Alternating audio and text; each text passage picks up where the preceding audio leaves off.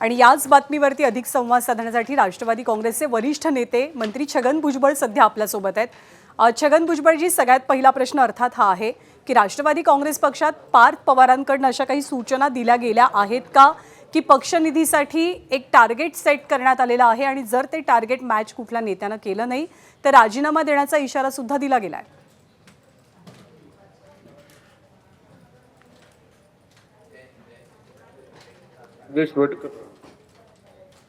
छगन भुजबळ यांच्यापर्यंत आपला आवाज पोहोचत नाहीये, पण अगदी थोड्याच वेळात आपण त्यांच्याशी संवाद साधण्याचा प्रयत्न करू। पार्थ पवारांनी पक्षांतर्गत बैठकीत निधी संदर्भातल्या सूचना दिल्याची चर्चा आहे।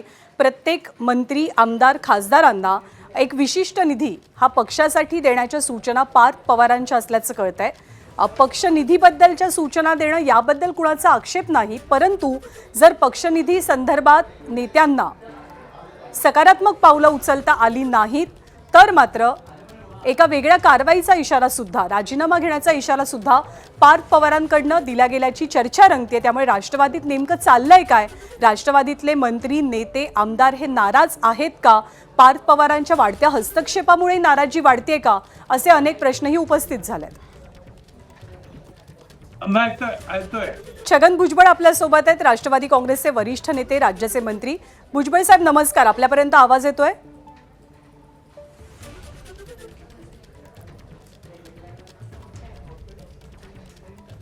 भुजबळ साहेब नमस्कार, माझा आवाज पोहोचतोय आपल्यापर्यंत?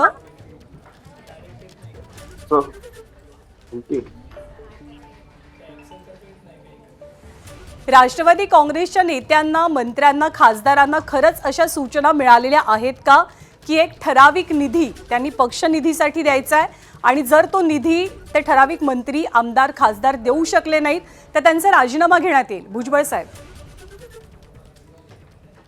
बघा, ही मागची जी मीटिंग बोलतोय मी।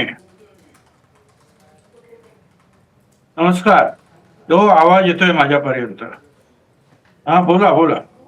मी ऐकलंय तुमचं सगळं। आता प्रश्न असा आहे की मागच्या ह्या मीटिंग मध्ये पहिली चर्चा झाली ती आता हे जे बूथ वाईज जे आहे सरकारी अधिकारी, BLO, BLA वगैरे जे आहेत ते फिरणार आहेत आणि योग्य असे जे कोण मतदार आहेत, अयोग्य कोण आहेत, त्याचा जो आहे धुंडाळा घेणार आहे, त्याबद्दल बरीचशी चर्चा झाली आणि आमदारांनी त्याबद्दलच्या ज्या शंका कुशंका विचारल्या।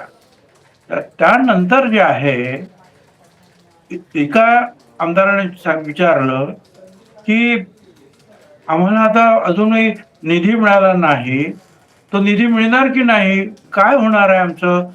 त्यावेळी मी उभा राहिलो आणि मी त्यांना सांगितलं की एक कमिटी निर्माण झालेली आहे, त्याच्यामध्ये BJPचे 2 आहेत, शिंदे साहेबांचे 2 आहेत आणि आमच्या पक्षातर्फे मी आणि मुश्रीफ, अगोदर तटकरे पण होते त्याच्यामध्ये, आणि त्यांनी आम्ही सगळ्यांनी ठरवलेलं आहे आणि मुख्यमंत्र्यांनी सुद्धा सांगितलेलं आहे की हा सगळा निधी कुठल्याही शिवसेनेचा असेल किंवा BJPचा असेल, कोणी असलेला निधी किंवा पालकमंत्री यांनी जे आहे सर्व आमदारांना समप्रमाणातच वाटून द्यायचं आहे।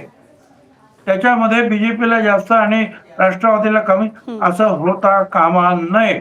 आणि मग त्या संदर्भातलं एक सूत्र ठरलंय आणि ते स्वाभाविक आहेत, आमचे कमी असतील तर त्या प्रमाणामध्ये आमच्याकडे पैसे येतील। 2 नंबरला शिंदे त्यांचे आमदार आहेत, त्या प्रमाणात येतील आणि भाजपचे आहेत, जास्त आहेत, त्यांच्याकडे जास्त आहेत, परंतु वैयक्तिकरित्या सगळ्यांना सारखा निधी मिळेल ही चर्चा झाली। याच्यामध्ये पार्थ पवार यांनी अजिबात भाग घेतलेला नाही, किंवा मला असं वाटतं ते त्यावेळेला काही फोन आला म्हणून बाहेर गेले असतील, पण त्यांनी असा कुठलाही विषय त्या बैठकीमध्ये काढलेला नाही। आमदारांचा प्रश्न होता, त्याला मी उत्तर दिलं। तुम्ही आता सांगितलं प्रत्येक आमदाराला वैयक्तिक मिळणाऱ्या निधीबाबत प्रश्न आहे आणि चर्चा अशा उपस्थित झाल्यात, बातम्या अशा बाहेर येत आहेत की पार्थ पवारांनी राष्ट्रवादी काँग्रेस पक्षासाठी प्रत्येक आमदाराकडनं, खासदाराकडनं आणि मंत्र्यांकडनं निधी मागितलाय। नाही, मला असं अजिबात वाटत नाही असं काही झालं, कारण आमदार पैसे देणार कुठून हो? त्यांना त्यांच्या कामाचं पडलेलं आहे, रस्त्याचं पडलेलं आहे, पाण्याचे प्रश्न आहेत किंवा का, आणि तो निधी जो आहे तो लवकरात लवकर यावा हम्म. यासाठी प्रयत्न सुरू होते. आणि तो चर्चा होती त्यांच्याकडून काय पैसे घेणार कोण किंवा निधी घेणार, कशी शक्य आहे? कोणाला काही मिळालंच नसेल निधी, आणि निधी मिळाला तरी तो त्या रस्त्यांना मिळतो, हातात काही पैसे मिळत नाहीत. ते रस्ते असतील ते मंजूर होतात, किंवा शाळा असतील त्या मंजूर होतात, किंवा आणखीन काही पाण्याचे प्रश्न असतील ते मंजूर होतात, त्या रूपातून पैसे येतात. असे काय हातात थोडंच कोणी रुपये काढून देतं सरकारचे? तर त्यामुळे तो प्रश्नच येत नाही. आणि त्यावेळेला माझ्या मते जे आहे पार्थ पवार जे आहे हे त्या मीटिंग मध्ये नव्हते, म्हणजे लवकर गेले होते बाहेर जी कोणाला म्हणून.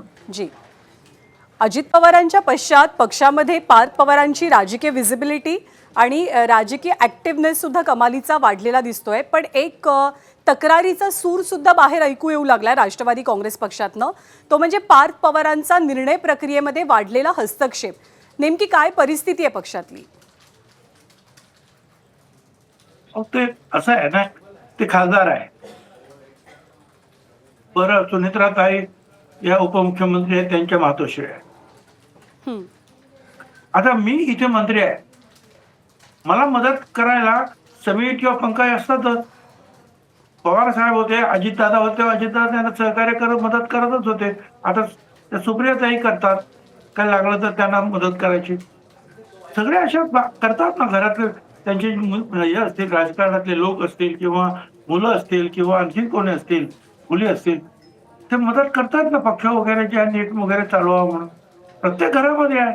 आणि दिल्लीपासून आपण जरी बघितला तरी जे आहेत असे लोक जे आहेत, घरातले लोक जे आहेत ज्यांना राजकारणामध्ये आहेत आणि जे खासदार आहेत, आमदार आहेत, हे अशा प्रकारचं जे आहे सहकार्य आपल्या वडिलांना, आपल्या आईला वगैरे करतात. त्याच्यामध्ये चूक काय? पवार साहेबांना मग सांगितलं ना, मदत सगळं काही सहकार्य अजितदादा करतच होते, आता सुप्रियाताई सगळं बघतात. मग काय झालं त्याच्यात? अडचण काय आहे? ते सुद्धा आता खासदार आहेत. बरं ठीक आहे, काही लोकांना आवडत नाही, काय नाही तर एक आहे की अजितदादा गेल्यापासून जे आहे विरोधाचा सूर अनेक ठिकाणी मुद्दाम लावला जातोय किंवा बातम्या पसरवल्या जात आहे. तर असं काही नाही. कोणीतरी सांगितलं की 28 आमदार गेले ना, 25 आमदार गेले ना, हे अरे कुठे? सगळेचे सगळे आमदार तिथे हजर होते. सगळ्यांनी सांगितलं की आम्ही पक्षाबरोबर आहोत, काही काळजी करायचं कारण नाही. आता आणखी काय सांग, 50 MLA आणि MLC मी बरोबर मोजले, 50 लोक होते, 50 विधानसभेतला, विधान परिषदेत. सगळ्यांनी एक जाप जे आहे सपोर्ट केलेला नेतृत्वाला. दुसरा मुद्दा आणखी एक असा आहे की राष्ट्रवादी काँग्रेसच्या पक्षाच्या अंतर्गत बैठकांमधनं नाराजीच्या बातम्या समोर येतात, कुरबुरीच्या बातम्या समोर येतात, नेतृत्वाबद्दलच्या काही बातम्या प्रश्नार्थक अर्थानं समोर येतात. तर हे सगळं बाहेर आल्याच्या नंतर राष्ट्रवादी काँग्रेसच्या नेत्यांना, वरिष्ठ नेत्यांना त्यांच्या भविष्याची चिंता सतावतीये का, असा सुद्धा एक प्रश्न उपस्थित राहतो. या प्रश्नाचं उत्तर तर तुम्ही द्याच, पण तुम्हालाही तुमच्या भविष्याची चिंता सतावतीये का? मला माझ्या भविष्याची चिंता अजिबात सतावित नाही. मी शिवसेना सोडून आलो त्यावेळची परिस्थिती काय आहे तुम्हाला माहित नसेल, ते बुजुर्ग असतील त्यांना विचारा. आणि त्याच्यानंतर मी काँग्रेसमध्ये, त्याच्यानंतर पवार साहेबांबरोबर राहिलो. पवार साहेबांबरोबर जेव्हा बाहेर पडलो काँग्रेसच्या, किंवा काँग्रेसने आम्हाला बाहेर काढ, त्यावेळेला सुद्धा अनेक आमिष जे आहेत दाखवलं की आम्ही सांगितलं नाही, आम्ही एकत्रित राहणार आहोत. आणि त्याप्रमाणे 35 वर्ष जवळजवळ पवार साहेबांबरोबर राहिलो. ही पक्ष जो आहे स्थापन झाला त्यावेळेला पवार साहेबांच्या बरोबर मीच होतो. आणि पवार साहेबांचं 70% असेल कॉन्ट्रीब्युशन, तर माझं निश्चितपणे 25-30% आहे. स्थापनेपासून मी अध्यक्षच होतो पहिला, नंतर उपमुख्यमंत्री सुद्धा मी होतो. तर प्रश्न असा आहे की प्रत्येक पक्षामध्ये थोडीशी चढाओढ असते. आमदारकी मला मिळावी, खासदारकी मला मिळावी, मंत्रिपद मला मिळावं. कुठल्या पक्षामध्ये नाही आहे, कुठल्या पक्षामध्ये. आणि चर्चा करणं किंवा मागणी करणं म्हणजे काय पक्ष फुटला का? मग कोणी काय मागणीच करणार? आज सुद्धा जे आहे सगळ्या पक्षांमध्ये, म्हणजे ते विकास आघाडी असेल, महाराष्ट्र विकास आघाडी, महाविकास आघाडी किंवा युती असेल, आमदारांसाठी अनेक लोक लॉबिंग करतात, मला द्या मला द्या. मी असं काम करतोय, मी निवडून येईल वगैरे वगैरे. याचा अर्थ पक्ष कुठला असं कसा म्हणता येईल? प्रत्येकाला वाटतं की आपल्याला हे मिळालं पाहिजे आणि त्यात काही चूक आहे असं मला काही वाटत नाही. पण त्याचा अर्थ बाकीच्या ठिकाणी वेगळा लावला जातो आणि इथे वेगळा लावला जातो. बाकीच्या ठिकाणी त्याबद्दल चर्चा होत नाही. तर याचा असं आहे ना की हम भरते हैं तो बदनाम हो जाते हैं और वो कत्ल करते हैं तो चर्चा नहीं होता. म्हणजे आमच्याकडे आम्ही चर्चा सुद्धा करायची नाही, हे चुकीचं आहे. त्यामुळे तुम्ही काय तसं काही बोलणं किंवा काही फूट पडले वगैरे काय नाही. प्रत्येक जण अपेक्षा धरतो आणि त्याप्रमाणे तो आपलं आपलं मत मांडत असतो.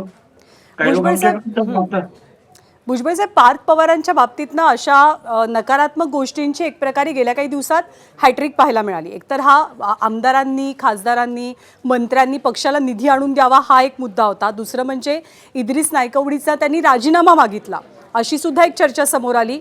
आणि तिसरं तर खुद्द तुमची आणि त्यांची वादावादी झाली, थोडीशी खडाखडी झाली बैठकीत, अशी सुद्धा चर्चा बाहेर आली या बैठकीनंतर.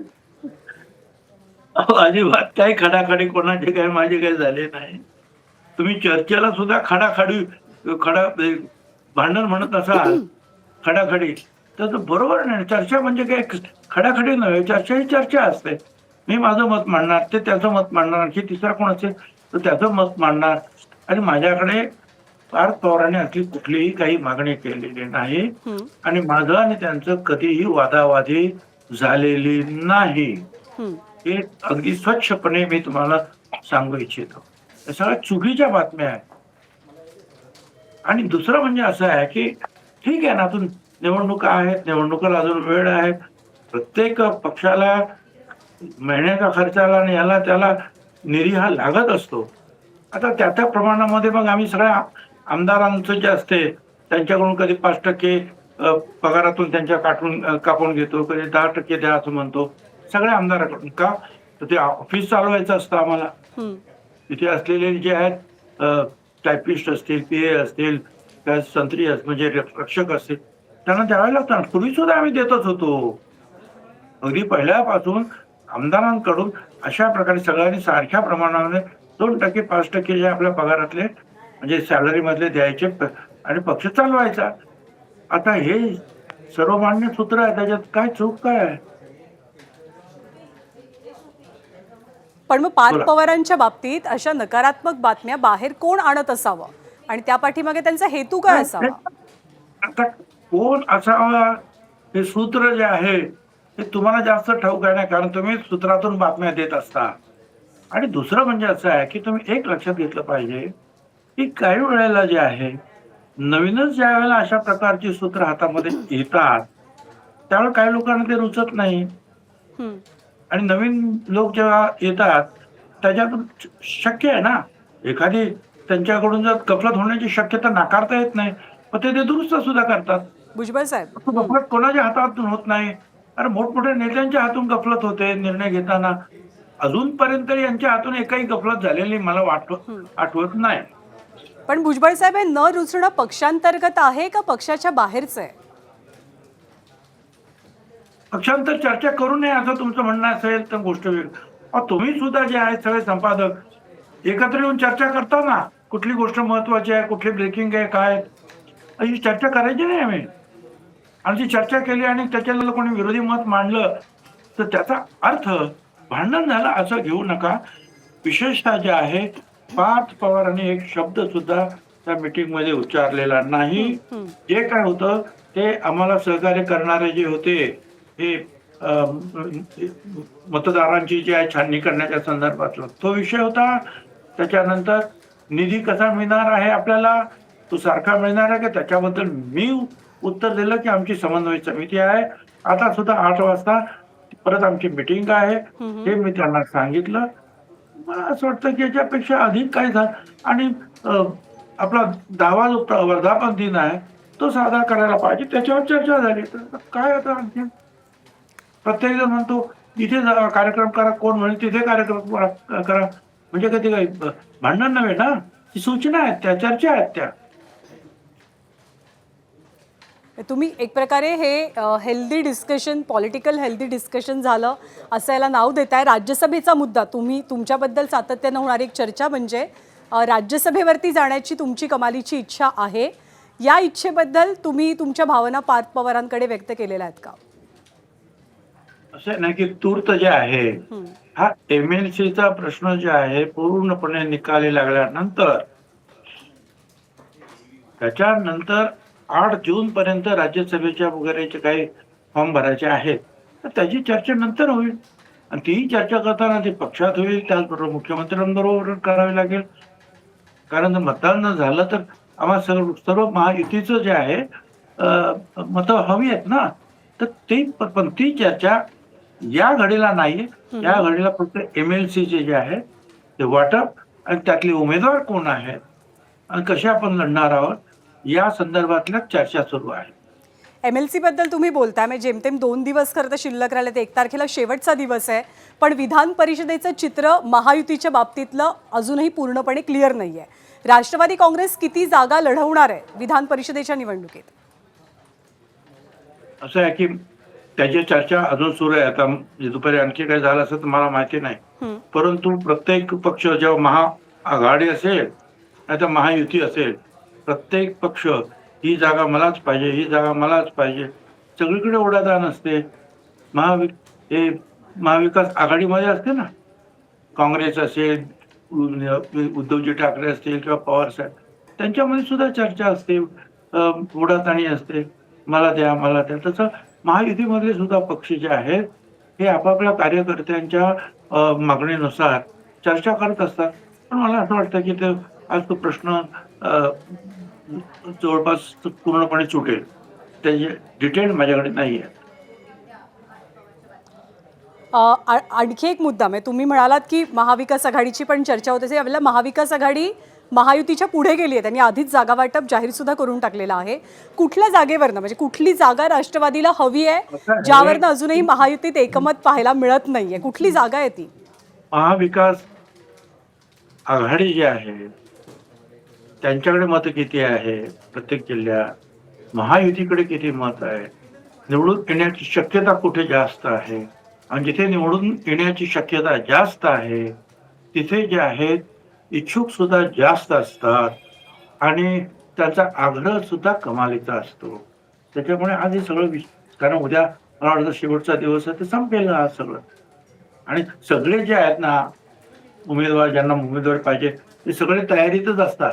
नाव जाहीर झालं की सगळे कागदपत्र लिहून देतात. त्यामुळे त्याची काही काळजी करायचं कारण नाही. भुजबळ साहेब, आभार आपले. आपण वेळ दिलात, पक्षाची भूमिका स्पष्ट केलीत आणि राष्ट्रवादी काँग्रेसमध्ये कुठलेही मतभेद नाही आहेत, कुठली वादावादी नाही आहे, कुणामध्ये तंटे नाही आहेत, ऑल इज वेल असल्याचं चित्र तुम्ही सांगताय. धन्यवाद आपण दिलेल्या वेळेबद्दल. धन्यवाद.